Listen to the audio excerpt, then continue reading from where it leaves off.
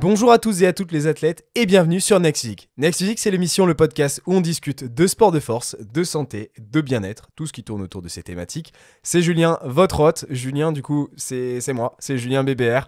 Je suis coach et pratiquant au quotidien de musculation, plus précisément un petit peu plus de culturisme, on va dire, même si toutes les autres thématiques m'intéressent. Et bien sûr, quand on comprend le domaine et qu'on comprend ces sciences-là, ça tourne toujours autour de ça. Si ça vous dit, on est parti pour l'épisode du jour. Ok les athlètes, on est parti pour ce fameux épisode avec Baptiste Nutt, si je le dis bien, c'est ça, pour nutrition. Ouais, c'est ça. Alors Baptiste, c'est un spécialiste des neurosciences et de la nutrition, donc ce que tu appelles la neuronutrition du coup. Mhm. Est-ce que tu peux nous en dire plus sur cette thématique? Ça marche. Eh ben, si tu veux, je vais me présenter rapidement et comme Ouais. ça, après, j'introduirai un petit peu mon champ de compétences. Donc, moi, j'ai suivi, on va dire, le parcours classique, licence et master STAPS. Ok. J'étais du coup préalablement préparateur physique. Et finalement, au cours de mon coaching, de ma manière de travailler, etc., j'ai découvert une autre approche dans ma méthodologie qui est avec les neurosciences. Je ne sais pas si tu connais les travaux de Christian Thibaudeau, par exemple, sur le neurotyping, des choses comme ça. Je ai entendu parler, enfin, en tout cas, le neurotyping, ouais. Ouais. Mhm. Et Et bah, si tu veux, le gars, je connaissais pas. j'ai découvert ça il y a pas si longtemps que ça, si tu veux, et Ouais. j'étais vraiment passionné. En fait, en gros, c'est l'influence des neurotransmetteurs, donc des molécules qu'il y a dans ton cerveau, sur ta manière de te comporter et comment les réguler avec l'alimentation, etc. J'ai trouvé ça complètement ouf. Et je me suis dit, bah attends, tu sais quoi, j'aimerais bien comprendre comment ça fonctionne. Et du coup, je me suis mis à faire un master en neurosciences cliniques. Donc, je suis parti complètement dans un truc opposé. Et puis, en fait, finalement, de fil en aiguille, je me suis mis à développer bah, mon projet de neuronutrition pour les neurotransmetteurs, etc., etc. Voilà. Ok, ça marche. Et la nutrition, du coup, c'est venu en même temps ou c'était quelque chose qui t'intéressait déjà avant? Ouais. J'ai pas mal, on va dire, lu pendant mes années de STAPS et de master sur la nutrition, notamment, tu sais, quand tu encadres des sportifs, l'idée, c'est que la partie préparation physique, ça va être hyper intéressant, Mhm. mais si tu as, on va dire, tout ce pôle qui est maîtrisé autour de la nutrition, de la récupération, du sommeil, etc., bah forcément, tes résultats vont être optimisés. Donc, inévitablement, je me suis dit, la nutrition va avoir un impact hyper important dans la performance sportive. Et après ça, comme je te l'ai dit, étudier les neurosciences et je me suis aperçu qu'il y avait des liens entre neurosciences et nutrition, d'où du coup le terme neuronutrition, quoi. Voilà. D'accord, ok. Et ça fait combien de temps, du coup, que tu es spécialisé dans ce domaine? 2 ans? Alors, on peut me spécialiser, on va dire que ça fait 5 ans que j'étudie vraiment le concept. Me spécialiser où j'ai lancé mon activité, on va dire, avec des programmes nutritionnels spécifiques, ça fait 2 ans que je suis dessus. Ouais. Et en termes de bénéfices, c'est quoi les personnes en général que tu vas rencontrer, quels sont les problèmes qu'elles vont avoir et quels sont les types de problèmes que tu résous par la même occasion? Ça peut être tout, en fait, parce que tout, on va dire, tout est multifactoriel, si tu veux. Mais par exemple, je vais prendre un cas concret avec, par exemple, le sommeil. Ok. Mhm. Les problèmes de sommeil, en fait, quand c'est de manière aiguë, je parle pas de pathologie, d'accord? Mais de manière aiguë, si tu veux, les problèmes de sommeil, ils viennent de plein de choses. D'un environnement qui est pas sain, d'un stress qui est pas adapté, et aussi d'une chimie cérébrale qui est pas optimale. C'est-à-dire que, par exemple, dans ton sommeil, tu as la sérotonine qui intervient, qui est convertie en mélatonine pour ensuite faire ton sommeil. Et D'accord. bien, si dans ces étapes de conversion, par exemple, il te manque des cofacteurs, par exemple de la vitamine, des choses comme ça, et ben, ta métabolisation sera pas optimale et donc tu auras un sommeil qui sera pas ouf. Donc, par exemple, ça fait partie des thématiques sur lesquelles je travaille, quoi. Ok, ça marche. Donc tu peux avoir des personnes qui te contactent pour améliorer leur sommeil. J'imagine du coup des personnes qui souhaitent améliorer leur quotidien.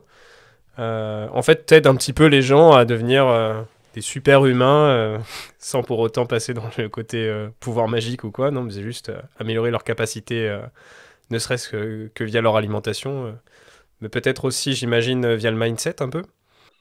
Ouais, je bosse sur pas mal de points, c'est-à-dire que dans les programmes que je fais, si tu veux, je travaille sur 8 thématiques. Donc, stress, il y a digestion, il y a autour des insomnies, des baisses d'énergie. Donc, j'apporte des conseils nutritionnels adaptés en micronutrition pour équilibrer justement cette chimie. Et en plus de ça, inévitablement, comme je te l'expliquais, la partie lifestyle va intervenir. Donc, ouais, il y aura, je vais présenter par exemple des techniques de méditation, des techniques de respiration, des choses comme ça qui vont permettre du coup de travailler sur certains axes. Par exemple, le stress, c'est une mauvaise gestion, on va dire, de ta balance sympatho-vagale. C'est-à-dire que le stress, c'est quelque chose d'intégré par ton corps. C'est normal de stresser. Mais par contre, de manière chronique, ça va induire des problèmes et des pathologies, d'accord? Des atrophies corticales, etc., etc. Et du coup, si tu veux, ce stress de manière chronique, il résulte finalement d'une mauvaise gestion, d'un apaisement de ton corps. Tu vois ce que je veux dire? C'est qu'en gros, tu es tout le temps suractivé, ok? Et avec des méthodes de respiration, de méditation, tu vas pouvoir justement rééquilibrer ça. Et c'est ce que je présente du coup dans mes programmes. Ok. Super intéressant. Franchement, j'adore. Et donc, du coup, pour revenir un petit peu sur toi de manière générale, donc, tu as cette spécialité-là qui est ton métier, en fait. Et à côté, tu pratiques... qu'est-ce que tu pratiques? Le sport, etc. Alors, moi, je fais pas mal de choses.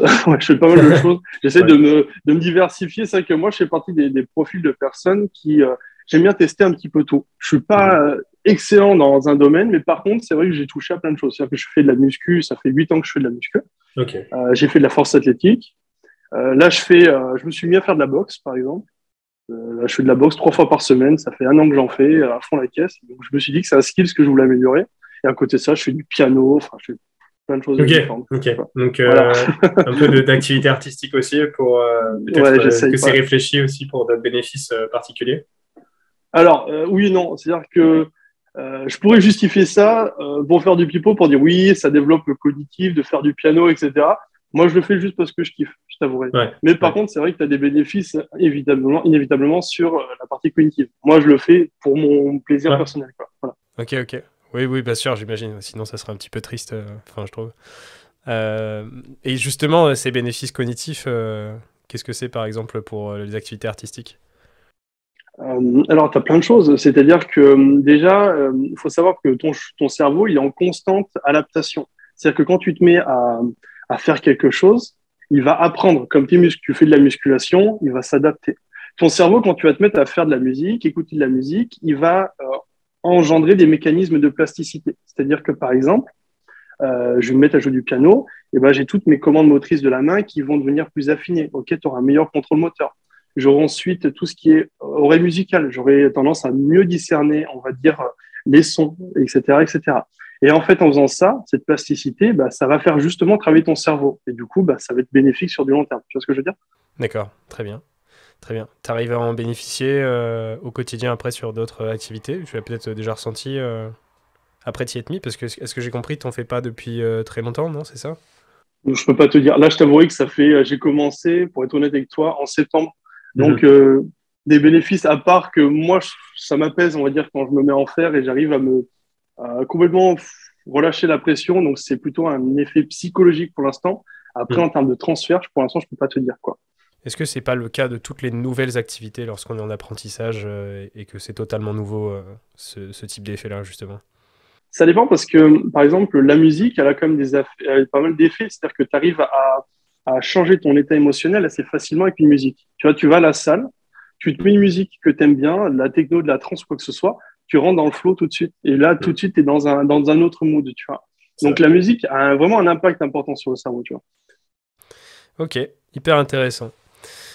J'ai un petit jeu que j'ai l'habitude de faire sur le podcast. En général, c'est plutôt en introduction, mais on s'était déjà lancé dans les sujets.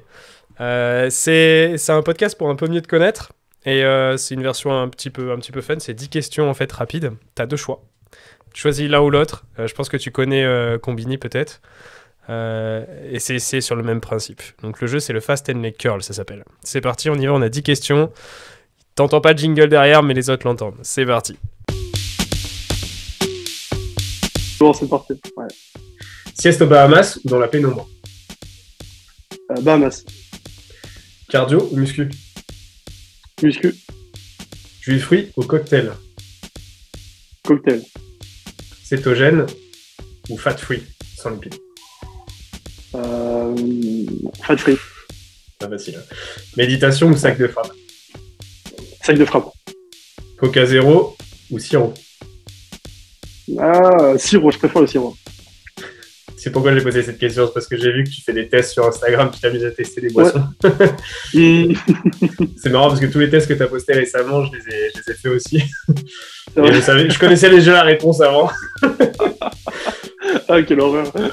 Allez, suivant. Plus jamais de fruits ou plus jamais de légumes? Plus jamais de légumes, je pense. Un esprit intelligent dans un corps faible ou un esprit faible dans le corps de Monsieur Olympia? La première. Soulever de terre ou leg curl? Soulever de terre. Ça, c'est la question du face et leg curl. Et enfin, cuisiner ou commander? Commander. Ok, ça marche. Cool. Comment ça se passe du coup, par exemple, pour commander, t'aimes pas trop cuisiner? Ouais, enfin, je t'avouerai que j'ai un rapport très particulier avec l'alimentation. Ouais. C'est-à-dire que j'aime pas spécialement manger, en fait. Donc, en D'accord. fait, tout ce qui va tourner autour de la bouffe, T'en fiches. en fait, ça m'emmerde, en fait. Pour parler cru, en fait, si tu veux, pour moi, c'est une sorte de perte de temps. C'est-à-dire que moi, je préfère limite travailler, faire du sport, faire d'autres choses, que de m'asseoir, manger, etc. Alors, bien évidemment que je prends du plaisir quand je mange une bonne pizza ou un bon repas, etc. Mais je pense que je prends moins de plaisir que la normale à me faire des petits trucs, des petits plats, etc. Tu vois ce que je veux dire? Ouais, bien sûr, j'ai déjà croisé des personnes comme ça, bien sûr. Et c'est marrant parce que moi, c'est tout le contraire. Mais justement, par rapport à la nutrition, du coup, comment tu... Parce que tu es assez soucieux quand même de ce que tu manges, j'imagine. Étant donné que c'est des choses que tu as l'habitude de prôner par exemple, ton compte Instagram sur certaines valeurs nutritionnelles. Comment tu fais, du coup, de ton côté pour gérer ça? Alors, moi, j'ai l'avantage d'avoir une copine qui est diététicienne. Donc, en fait, si tu veux, ça fait 90% du taf. C'est-à-dire que, bon, elle gère bien le truc, et puis moi, ça m'arrange bien. C'est-à-dire que moi, on a calculé un peu près ce que j'avais besoin, et puis ça se fait tout seul. Elle cuisine très bien, et puis du coup, c'est nickel. Donc, c'est un peu biaisé, si tu veux. Mais on va dire que on va dire qu'avant que je la connaisse, en fait, si tu veux, j'avais déterminé préalablement des patterns alimentaires qui me correspondaient. C'est-à-dire que moi, j'ai des soucis, par exemple, alors, je ne l'ai pas diagnostiqué, mais je suppose, on est presque sûr que j'ai un intestin irritable. Et du coup, si tu veux, il y a pas mal de catégories d'aliments que je suis hyper sensible là-dessus. Donc, en fait, si tu veux, je me suis créé des patterns alimentaires d'aliments qui étaient good pour moi. Et puis après, je mangeais ça bêtement et puis t'en as pas plus. Quoi. Voilà. Tu as fait des tests FODMAPs maison, en fait. Je sais pas si tu connais. Un petit peu, ouais. On peut dire ça comme ça. Ouais. Ok. Ça marche. Pourquoi tu les as jamais fait, ces tests? Flemme. Je vois... Ouais, flemme. Ouais, c'est ça. En fait, flemme. Il y a plein de trucs, plein de tests que j'aurais dû faire, tu vois. Mais par exemple, c'est pareil. Je pense que depuis un petit moment, moi, j'ai fait mes études en neuropsy. Du coup, ça m'a permis de comprendre un petit peu mieux comment je fonctionnais, etc. Et il y a depuis super longtemps, je suis en train de me poser des questions sur le TDAH. Je sais pas si tu connais. C'est un trouble de l'attention, etc. Et, ouais, c'est un trouble de l'attention. Et c'est pareil. C'est un truc que je me dis, putain, c'est bizarre parce que je me reconnais vachement dans les traits. Quand je l'étudiais dans mes cours, ça me semblait vachement concret par rapport à ce que j'avais et ce que j'avais vécu. Et c'est pareil, il faut que j'aille faire des thèses, des trucs, etc. Mais je prends pas le temps de le faire. Mais voilà, ça fait partie d'une panoplie de tests qu'il faudrait que j'aille faire pour au moins valider, entre guillemets. Ouais. Et du coup, tu penses que c'était lié à ta digestion? Alors, le TDAH, pas du tout, parce que c'est pas du tout en rapport avec ça, parce que c'est un trouble de l'attention. Mais par contre, tout ce qui est, on va dire, intestin irritable, évidemment, en fait, ça joue sur toute la sphère digestive et même sur l'humeur de manière générale. En fait, c'est-à-dire que pendant super longtemps, si tu veux, j'avais mon humeur qui faisait des yo-yo, ok, et je comprenais pas comment ce qui se passait.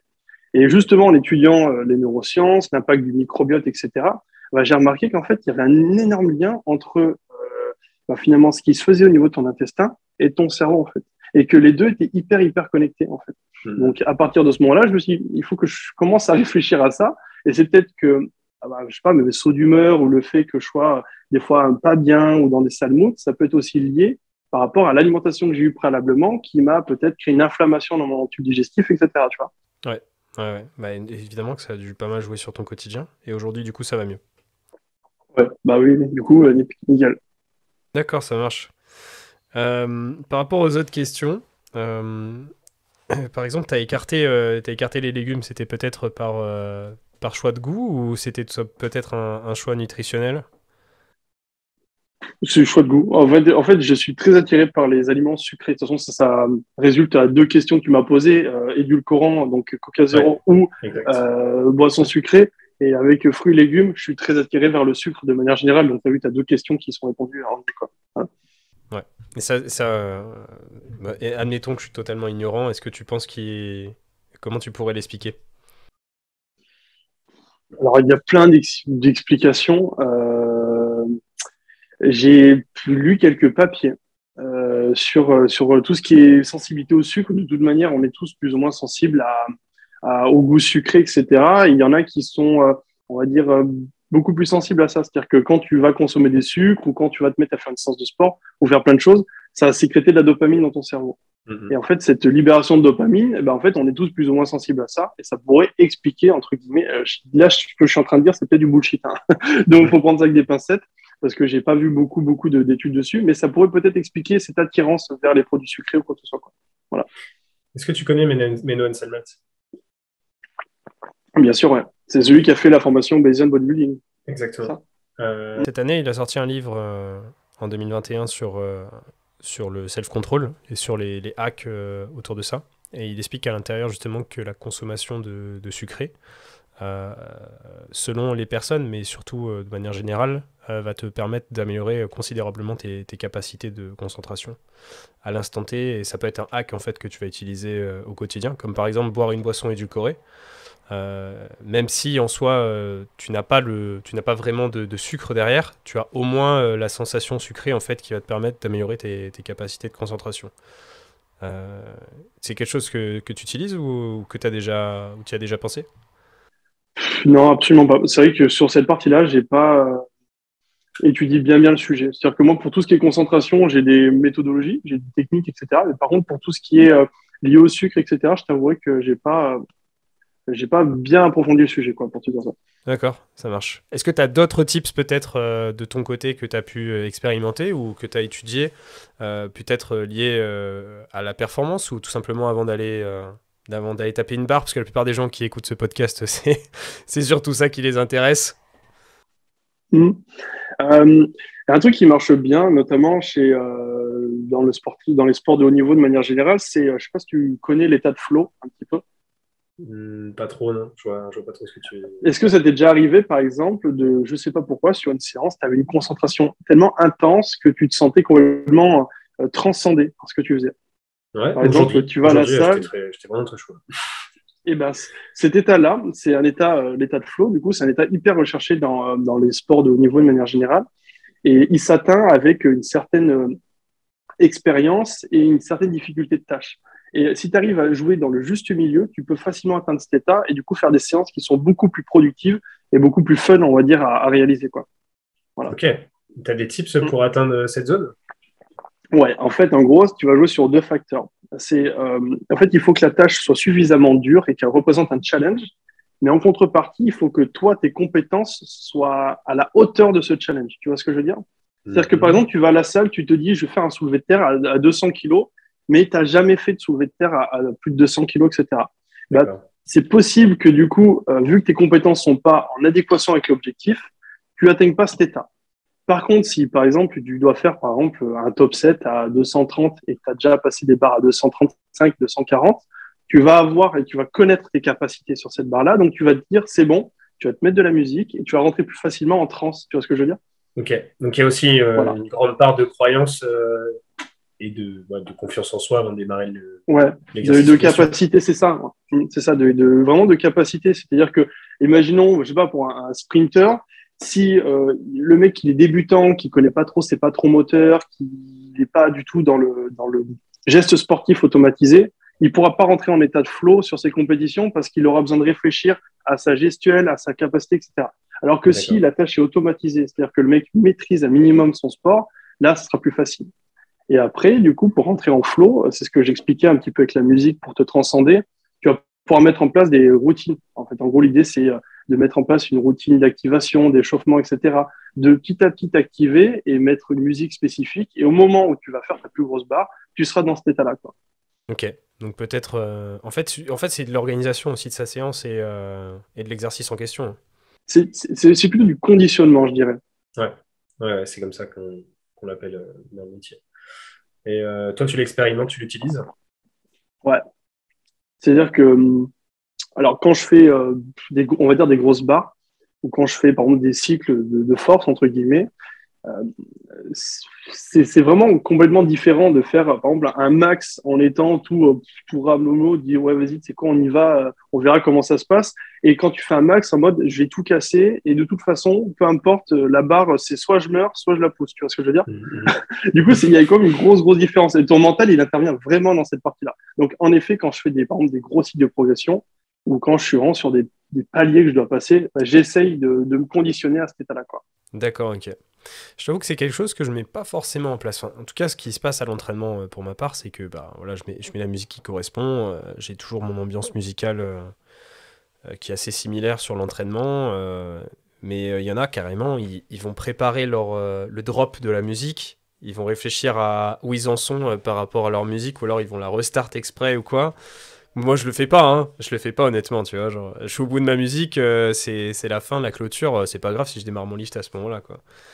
Mais c'est vrai que ça joue quand même. Aujourd'hui, je l'ai vu, je sais pas, c'est le hasard, le coup de chance, je suis tombé sur les refrains à chaque fois, sur les parties principales des musiques en question.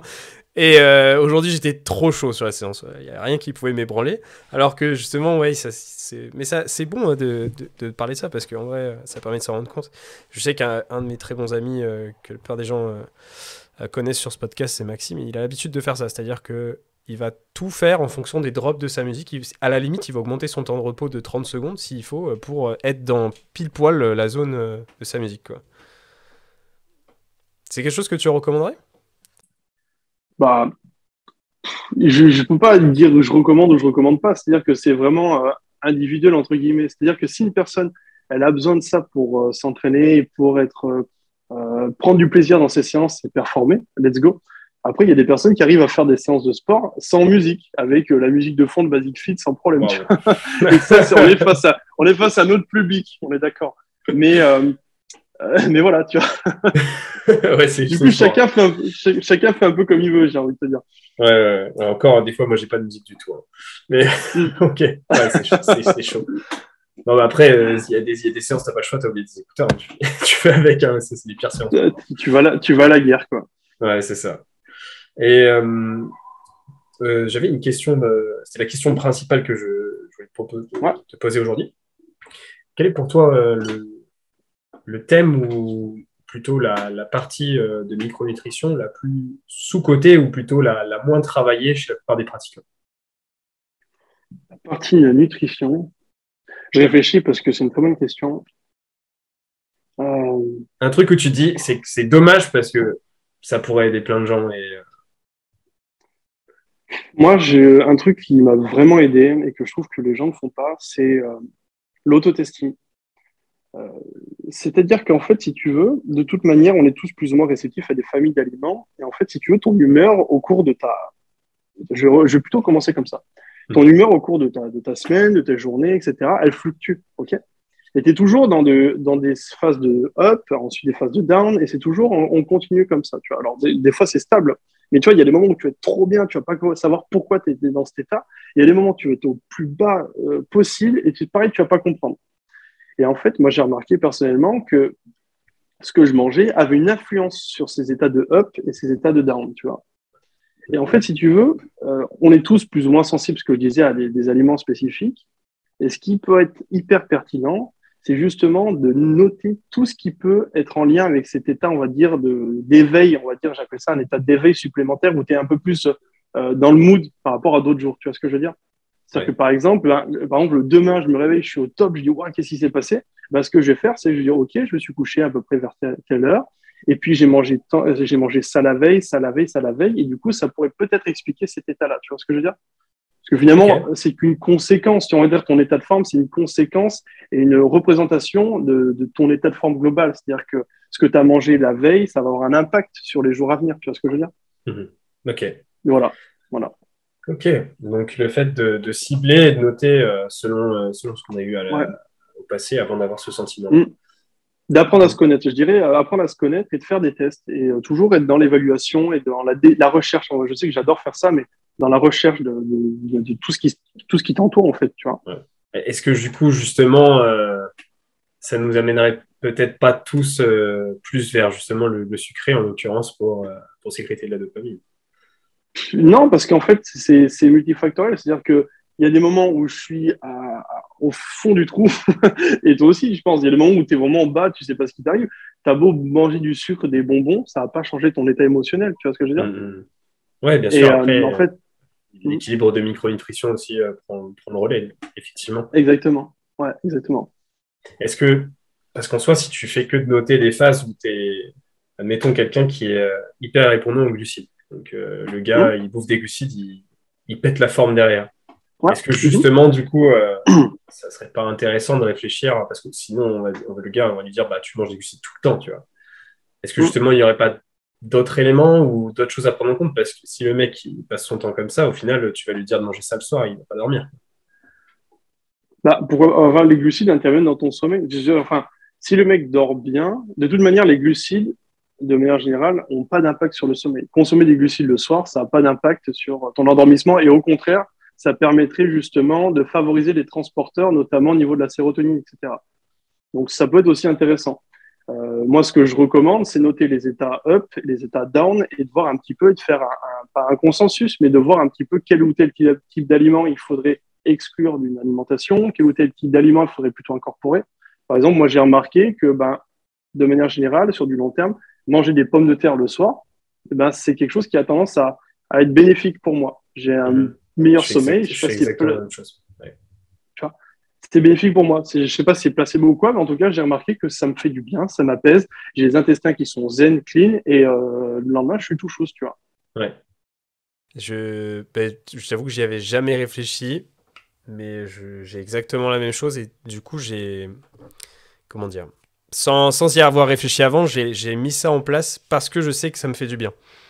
Et c'est une routine maintenant. J'ai mes frites tous les soirs, tu vois. Frites maison. Tu vois, après le podcast, j'ai commencé à les préparer et tout. J'ai ma petite routine. Non, mais c'est clair. C'est des pommes de terre dans l'eau, je les coupe, et puis c'est toujours pareil. Je rentre de la boxe, je coupe les patates, je les fous dans l'eau, et puis tac. Ok, Voilà. donc pour toi, ça, c'est l'élément le plus sous-coté côté nutrition par la plupart des pratiquants. C'est le fait de ne pas prendre en compte la réaction qu'on a selon les types d'aliments. C'est ça. C'est un peu prendre en compte ses besoins et vouloir absolument copier des patterns ou copier des tendances. Tu sais, genre vouloir faire du régime cétogène parce que c'est la mode, ou vouloir faire du low carb parce que c'est la mode. En fait, le plus pertinent, ça serait peut-être de tester, tu vois, et de voir à quoi tu réagis le mieux, tu vois. Ouais. Tu as testé des régimes particuliers? Non. Alors, oui, non. Dans le sens où moi, je suis un peu contre ça. De toute manière, je te l'ai expliqué que je n'aimais pas spécialement manger. Donc, en plus, m'infliger des régimes particuliers, c'est le truc pas possible. Par contre, j'ai déjà fait un petit peu on va dire, low carb. C'est-à-dire que moi, par exemple, vers midi, j'ai tendance à avoir un gros coup de mou juste après le repas, tu vois. Ouais. Donc, ce que j'ai fait, c'est que j'ai essayé de limiter les glucides pour voir si ça avait un impact sur mon état de forme, entre guillemets, pour limiter justement ces pics, ces baisses d'énergie qui arrivaient juste après le repas, quoi. Ouais. C'est le seul test que j'ai fait, quoi. Grosse fatigue postprandiale à ce moment-là, en fait. Le fameux coup de barre de 14 heures. Après, ça dépend aussi de comment tu organises tes journées. En tout cas, moi, par exemple, ce que je fais, c'est que je sais que j'ai aussi cet état-là. Et en fait, du coup, j'ai changé mes habitudes. C'est-à-dire que je suis coach en ligne aussi, donc j'organise des journées comme je le souhaite. Donc j'ai tendance à faire mon petit-déj habituel. Bon, rien de fou sur le petit-déj, tu vois, très simple. Le repas du midi, par contre, justement, je vais quand même taper un peu de glucides et de protéines parce que je vais m'entraîner derrière, en fait. Je place volontairement mon entraînement à ce moment-là parce que je sais que mentalement, je serai pas là pour travailler correctement. C'est pour ça que justement, j'étais en train de prendre mon goûter avant ce podcast, c'est parce que je rentrais, tu vois, genre l'après-midi. Du coup, je mets mon entraînement à ce moment-là parce que je sais que mentalement, je suis pas présent, quoi. Et je suis pas créatif ni même de travailleur d'arrache-pied à ce moment-là. Et du coup, j'ai changé mon timing selon ça. Est-ce que toi aussi, tu as des choses comme ça que tu mets en place dans ton quotidien Exactement comme ce que tu fais, c'est-à-dire que maintenant, moi, j'ai appris à me connaître et c'est aussi pertinent parce qu'en fait, dans ce que tu dis, je me reconnais aussi, dans ce que je dis, tu te reconnais aussi, donc c'est super intéressant. Mais si tu veux, moi, maintenant, en fait, ce que je fais, c'est que dès le réveil, en fait, je vais évaluer mon état de forme, si tu veux. Pas un wellness, c'est pas aussi poussé, mais en gros, le matin, je me réveille et en fonction du mood dans lequel je suis, c'est-à-dire que c'est une note sur 10, je vais adapter ma journée en conséquence. Mais globalement, je vais faire des tâches qui me demandent beaucoup de concentration le matin. Et l'après-midi, ce sera plus de la création. Alors, le matin, c'est du deep work où je fais de l'amélioration de programme, lecture d'études scientifiques, des choses un peu chiantes et rébarbatives qui me demandent, ça a beaucoup de concentration. Et l'après-midi, je stoppe vers 11h, je vais m'entraîner, je mange, et puis après, l'après-midi, c'est que de la création, des trucs un peu fun, parce que je sais que l'après-midi, c'est impossible de me concentrer. Et donc, c'est ça, je tourne des vidéos, je réfléchis à de l'optimisation, je fais des trucs un peu, je réponds à des commentaires Instagram, des choses comme ça, tu vois. Ok, d'accord, ça marche. Voilà. Et après, fin de journée, off, Voilà. libre, je fais du piano. Voilà, c'est ça. Ok. C'est exactement ça. C'est Ok, exactement ok. ça en plus. Donc, tu places tous tes entraînements, du coup, sur un creux entre midi et deux, en fait. Ouais, je préfère. Alors, c'est stratégique, hein. C'est-à-dire que moi, c'est les moments où je suis le plus actif, entre guillemets. C'est-à-dire que j'ai fini de bosser, j'ai besoin de me changer les idées, donc je vais m'entraîner. Et puis après, Ouais. je mange, tac, et c'est parti. Et c'est surtout aussi parce que m'entraîner le soir, c'est pas possible pour deux raisons. C'est parce que il y a beaucoup trop de monde le soir. Et en fait, moi, j'aime bien avoir mon petit confort et m'entraîner dans ma petite bulle sans devoir attendre 2 heures que le mec libère la machine ou libère le rack à squat parce que ça me casse les couilles. Ouais, Du coup, bien sûr. je préfère y aller quand je suis tout seul. Comme ça, je suis content. Je fais mon petit mood et puis j'aime pas perdre de temps. En fait, je suis quelqu'un qui optimise un peu tout ce que je fais. Et du coup, je t'avouerais que attendre 10 minutes parce que Pimpin il finit ses séries de squats, c'est pas possible, quoi. C'est pour ça que j'ai vu aussi en plein après-midi dans le creux de l'après-midi. Voilà. Clairement, bien sûr. Bien sûr, parce qu'en soi, sinon, si je respectais mon rythme circadien, j'irais au meilleur endroit où je suis plus chaud au niveau de ma circulation sanguine, etc. Je ne sais pas si tu en as entendu parler de ça. Tu connais un petit peu ces notions? Rythme circadien, je sais ce que c'est. Après, par rapport à on va dire, le chrono-training, s'entraîner à des moments où tu es plus enclin à performer ou quoi que ce soit, j'ai vu des trucs dessus. Je t'avoue que Ouais. j'ai pas approfondi le sujet, donc je pourrais pas m'étaler, je pourrais pas dire si c'est bien, si c'est pas bien, j'en sais rien. Voilà. Je l'ai testé personnellement, du coup, après m'être renseigné dessus, et je m'étais entraîné pendant un certain temps en fin de journée. Mais honnêtement, à l'époque, c'est parce que j'avais pas le choix. J'étais encore à l'école, et de toute façon, j'étais obligé d'y aller après. Et en fait, c'est compliqué parce que déjà, comme tu le dis, les salles sont blindées. Donc, bon chance. Et derrière, tu dois bouffer, tu dois te coucher et tout. Et au final, tu te mets à détériorer peut-être d'autres facteurs parce que ta séance, elle a pris 2h30. Que du coup, tu manges en express. Si t'as pas réussi à ton meal prep avant, du coup, tu fais un peu ce que tu peux. Donc, peut-être la nutrition va pas te gérer. Derrière, tu te couches trop tard et du coup, t'es crevé. C'est sympa, mais en vrai, c'est quand même compliqué. Ou à moins d'avoir sa propre salle, quoi. Ouais, complètement. Et puis même dans les genres de taf qu'on fait, c'est clairement pas optimal dans le sens où finalement le soir, on est plus sur des trucs où on est plus en train de s'apaiser pour bien dormir, pour se lever à peu près tôt le matin. Et le truc, c'est que si tu enchaînes une séance de sport, tu manges en catastrophe, tu vas prendre une douche, tu te couches à je sais pas quelle heure, ça correspond pas tellement à notre lifestyle, entre guillemets, quoi. Ouais. Est-ce que je sais pas comment tu vois les choses toi au niveau du sommeil, mais tu vois, genre, je m'attendais à ce que tu me dises, pour moi, c'est pas la nutrition le point le plus sous-coté des pratiquants, mais le sommeil. Et ça, enfin, pour moi, je trouve qu'aujourd'hui, on est vachement rentré là-dessus.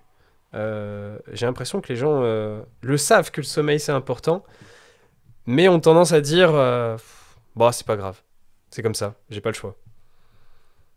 Comment tu vois les choses, toi? Le truc, c'est que, bon, moi, dans l'exemple que je t'ai indiqué par rapport à ces états de fluctuation, en fait, si tu veux, ça englobe absolument tout, en fait. C'est-à-dire que, évidemment, que si tu dors mal, la journée du lendemain, tu as dû en faire les frais aussi. Impossible d'être productif, ou alors Bien c'est sûr. compliqué, quoi. T'es éclaté, tu comprends rien, t'arrives pas à te concentrer, tu passes ton temps à scroller sur TikTok, sur Instagram. Voilà, c'est complètement, ça ruine tes journées, tu vois. Donc évidemment, ça fait partie de ça. Et oui, la nutrition, du coup, interviendrait fondamentalement dans ces processus. Mais ça fait partie d'un tout, en fait. C'est-à-dire que moi, je préfère tout miser sur mon ressenti comme la résultante de toutes les actions que je mets avant. Tu vois, je sais pas si tu vois ce que je veux dire. En gros, si je suis bien à l'instant T, c'est parce que j'ai eu un bon sommeil, une bonne nutrition, des bonnes séances et que tout concorde bien, en fait. Ça fait partie d'un packaging. Mais évidemment, oui, la nutrition, séparément, c'est ultra important. Ça fait, de toute façon, tu as tellement d'études qui montrent les bénéfices et même les problèmes liés à des soucis de sommeil que, oui, de toute façon, c'est obligé de le prendre en compte, quoi. Ouais. Et pourtant, je trouve que, en tout cas, de ce que je vois, j'ai l'impression que c'est pas du tout le cas. Je sais pas toi, tu es aussi coach en ligne en fait, donc tu dois le voir, mais pour moi c'est le number one. Hein. Tout le temps, j'ai des personnes qui gèrent pas leur sommeil au quotidien et qui en payent les frais en fait. Ouais. Tu vois ça aussi, ouais. Ben ouais, le truc c'est que moi je vois plein de problèmes en fait. J'en vois même trop. C'est-à-dire qu'il y a le sommeil, il y a la nutrition, c'est-à-dire que même sans parler de ça, c'est-à-dire que ce que tu vas manger sur du court terme, ça va avoir des répercussions après sur du très très long terme, tu vois. Et genre par exemple, je vais te dire un truc, là on s'écarte un peu du sommeil, c'est juste pour t'expliquer qu'en fait finalement, de manière générale, en société, les gens ne font pas attention à leur santé. Tu vois. C'est clair et net. Ou alors, ils sont pas assez sensibilisés à la santé. Je veux pas dire qu'ils font pas attention, mais c'est qu'il y a tellement de fausses croyances, de fausses idées reçues, de machin, que ils sont pas assez sensibilisés. Et en fait, en gros, il faut juste te dire une chose, c'est que ce que tu vas manger à l'instant T, ça va avoir tellement d'impact sur ton futur. Ce que tu manges maintenant, ça va peut-être potentiellement t'éviter de taper un cancer dans 20, 30 ans, 40 ans, ou des maladies neurodégénératives. Ça peut limiter l'apparition de certaines maladies. Enfin, tu vois, c'est quand même hyper important, tu vois. Et les gens, pas la foutre. On va en boîte de nuit, on achète 30 vodka. J'exagère, tu vois, mais c'est complètement, enfin, je comprends pas. Il y a des trucs où moi, Ouais. voilà. Mais tu vois, enfin, il y a un décalage entre cette idée et ce que les gens aujourd'hui font, mais la plupart des gens maintenant vont dire ouais, j'ai été confiné pendant un an, bas les couilles maintenant, genre, je m'en fous un petit peu quoi, genre, en fait je sais pas, la plupart des gens vont te dire souvent on n'a qu'une vie. Ouais, c'est ça. Mais en fait, ils ont qu'une vie, mais à partir du moment où ils arrivent à échéance, ils disent ah, mais en fait, j'aurais dû faire ci, j'aurais dû faire ça, j'ai été con, machin. Bah oui, mais frérot, enfin, c'est avant qu'il fallait penser, tu vois. Mais le souci, c'est on voit trop sur du court terme et Ouais. on n'arrive pas à avoir une vision sur du long terme sur sa santé, tu vois. Moi, je sais que les actions que je mets en place, le fait que je fasse de la boxe, de la muscu, que je m'alimente bien, que je fais en sorte de monitorer mon sommeil, ben, plus tard, potentiellement, j'aurai une meilleure santé. Peut-être que je serai plus en forme ou quoi que ce soit. Et ben, c'est ce que je veux, tu vois. J'ai pas envie d'être à 80 ans complètement comment dire, dépendant des autres. J'ai pas envie d'être dans un EHPAD, si tu veux, et être là, tu vois ce que je veux dire, c'est hyper caricatural que ce que je suis en train de faire, mais j'ai vraiment envie d'être jusque dans les derniers instants, être bien et pouvoir me débrouiller tout seul, tu vois. Ouais. Ouais. C'est clair, ça serait excellent. Après, si on est encore là Ouais. jusqu'à 80 ans, bien sûr. On verra. Il faut, après, on va taper une maladie génétique ou quoi que ce soit, où là, bah, c'est pas de bol. Mais globalement, quand même, on a quand même un consensus qui tend à montrer que, de manière générale, ton sommeil, ton alimentation, l'activité physique, ça prévient de l'apparition de ces problèmes-là, quoi. Ouais. Pour toi, il y a surtout un souci de santé plus que de performance et de court terme du coup, de manière générale. Ouais. Bien que les deux sont liés, j'imagine, dans ta vision des choses.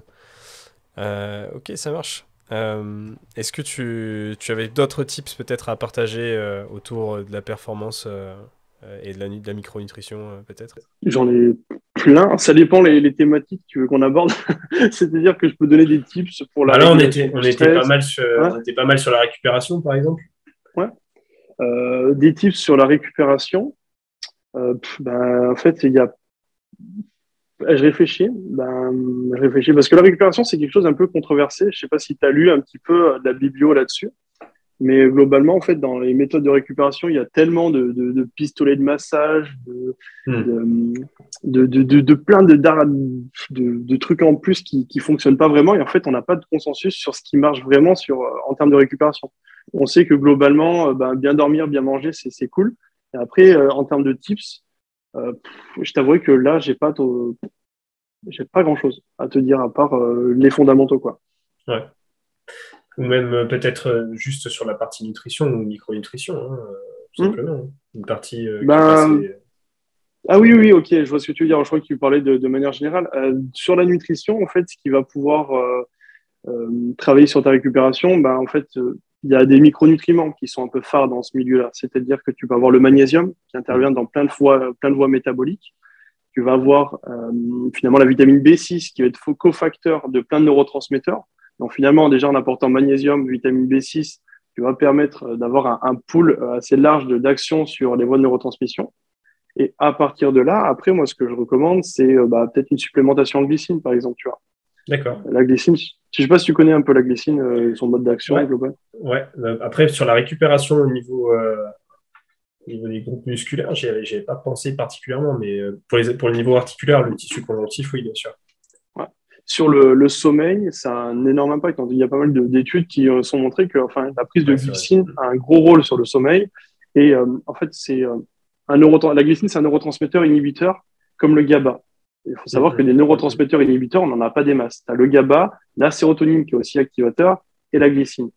Et le truc, c'est que en parallèle de ça, tu as des activateurs, tu en as beaucoup en fait, si tu veux. Donc en fait, le fait de permettre un meilleur apport en glycine, ça permet justement de favoriser un apaisement, une récupération, etc. quoi. Ok, hyper cool. D'ailleurs, c'est marrant parce que on est tous les deux chez NutriPure. On va lancer les codes promo. Je crois que le magnésium chez eux, il est avec la B6 intégré à l'intérieur. Ouais, complètement. Hyper intéressant. Même si la taurine aussi. La taurine aussi, ouais, ok. Qui influe aussi sur un fonctionnement à 3, du coup. En fait, les trois bossent en synergie. En fait, en gros, l'agencement qu'ils ont fait moléculaire, entre guillemets, c'est hyper intelligent dans le sens où finalement, le magnésium, la vitamine B6 et la taurine agissent toutes dans plusieurs voies métaboliques et toutes travaillent en synergie entre elles. Donc, en fait, le complexe est super intéressant, quoi. Ok. J'avais pas pensé au côté taurine. Hyper intéressant. Écoute, merci beaucoup Baptiste pour cette interview du jour. C'était super intéressant comme sujet et comme découverte. Où est-ce qu'on peut te retrouver ? Sur Instagram principalement. Je fais pas mal de posts. Là, j'essaie de me mettre une routine d'un post par jour. Et là, je commence à me mettre un peu sur TikTok, mais c'est, on va dire, du contenu un peu plus vulgarisé sur les neurosciences et de manière générale sur le mode de vie, quoi. Voilà. Ok. En face caméra ou Ouais. Et c'est quoi ton pseudo sur les réseaux ? Pareil, Baptiste Nut. Baptiste tiré du bas, c'est ça ? Ouais. Ok, ça marche. J'irai voir pour TikTok. Ça marche. Tu mets pas des réels sur Insta ? Non, parce que ça, c'est pas du tout le même. C'est pas du tout ce que je véhicule. Enfin, en gros, le discours est pas le même et ce que je véhicule, c'est pas du tout la même chose. C'est-à-dire que sur TikTok, on va dire, vu que le public est plus sensibilisé, j'essaie de faire la vulgarisation sommaire de principes. Et sur Instagram, c'est plutôt orienté neuronutrition parce que voilà, c'est mon champ de compétences. Du coup, c'est deux messages différents. Et en vrai, j'ai pas envie que ça s'entremêle et que ça fasse du n'importe quoi. Voilà. D'accord, ok. Ça marche. Voilà. Écoute, merci beaucoup pour tous les conseils que tu as pu nous apporter aujourd'hui. Et merci à toi, c'était cool. Je te souhaite une bonne continuation dans ce domaine. Nous, on continuera de te suivre sur Insta avec tes super posts et puis j'irai voir TikTok. Yes. Nickel, merci. Merci beaucoup, Baptiste.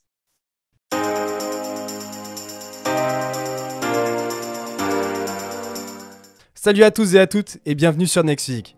Je suis Julien, le créateur de ce podcast Next Physique, mais aussi de Plaisir et Diète et coach du coup dans cette team. La team qu'on a aujourd'hui en coaching de Plaisir et Diète, c'est bien développé. À la base, c'était MFT et ça existe depuis plus de 3-4 ans, maintenant 4 ans. Et on a aidé des centaines de personnes à se transformer physiquement, mentalement, mais aussi juste devenir la meilleure version d'eux-mêmes. À l'origine, MFT, Plaisir et Diète, on souhaitait unir les meilleurs conseils et spécialistes pour obtenir un quotidien optimisé et devenir un vrai athlète à sa façon. Et c'est pour ça qu'on nous appelle les athlètes en fait.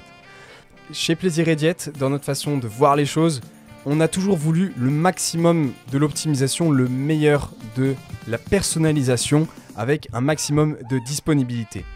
Et tout ça sans pour autant que les personnes avec lesquelles on travaille soient frustrées dans leur sport, dans leur diète ou au quotidien. Et désormais, on sait qu'on est plutôt des experts en la matière. Easy peasy. On a agrandi nos capacités d'accueil en coaching, on a créé une vraie équipe soudée parmi les coachés et à l'intérieur de l'équipe de Plaisir et Diète, c'est-à-dire nous-mêmes. À la base, on était juste 2 et maintenant on est plus de 5. On se rencontre régulièrement et l'ambiance de chat est toujours présente. On a un chat privé avec l'équipe c'est toujours une vraie ambiance, une famille en fait. Même le côté entraide est ultra développé et parfois on s'absente une demi-journée et tout le monde a déjà répondu aux questions des autres. On n'a même pas eu la possibilité de les aider. C'est ça la team Plaisir et Diète, c'est ça la team PR. On veut le meilleur pour chacun de nos élèves. On a une bibliothèque d'applications mobiles, de guides et de calculateurs d'outils pour le coaching, une interface de suivi en direct avec le coach référent, moi par exemple, et le chat de groupe. On a un groupe Facebook, on a plein de lives explicatifs dessus et des tutos techniques. Toutes les semaines, on met tout en œuvre pour que l'entièreté du programme fonctionne pour la personne. Pour ça, on a un bilan de la semaine, on n'hésite pas à vous appeler, on met en place un vrai suivi où on est présent tous les jours par message pour assurer la meilleure évolution possible de la personne. Et c'est pour ça qu'on fait du coaching en ligne. Un bilan de la semaine est mis en place toutes les semaines entre le coach et le coaché. Ça nous permet de statuer sur les différents points d'évolution autour de la nutrition, du sommeil ou même d'autres informations générales. Les coachings, c'est un tandem, c'est entre vous et nous. Et une équipe, ça doit avancer ensemble. Pour ça, on vous prépare le terrain, on assure vos arrières, on fait le job et après, c'est à vous, sur le terrain, de faire ce qu'il faut. On vérifie chacun de vos mouvements via des vidéos à nous envoyer afin d'optimiser votre entraînement. Et ça, on met un point d'honneur dessus pour que à la fois vous ne vous blessiez pas et ensuite que vous gagnez un maximum de muscles et de force. Pour ma part, les coachings sont sur réservation. Si tu écoutes ce podcast, c'est sans doute que tu es intéressé par l'optimisation de tes résultats et qu'on ira loin ensemble. Contacte-moi directement sur Instagram par message pour qu'on en discute, ou tu peux remplir le questionnaire qu'il y a en description de ce podcast et tu pourras ainsi candidater et on prendra un rendez-vous ensemble pour en discuter directement de vive voix. Plus d'informations sur le suivi en lien en description.